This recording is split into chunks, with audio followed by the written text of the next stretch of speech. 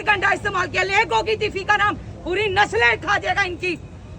लेते नहीं उनका नाम, एहसन शाह बताया जा रहा है कि जिस तरह पुलिस मुकाबले में आप लोग कह रही मारे गए हैं। पुलिस मुकाबले में मारा है, बेगुनाह मारे, वैसे बुला के मारे। ये मुलाकात करने के मिला है, उसने बताया है। ये लोग कितने बजे मुलाकात करने गए थे? 12 बजे मुलाकात करने गए। ये लोग मेरे शकील बट इनकाउंटर करेगा। अच्छा 12 बजे उसने अपडेट कर हाँ जी, दी। लगा दिया था कि हमारे मीडिया में चला दो। कौन कौन मिलने गया था? कौन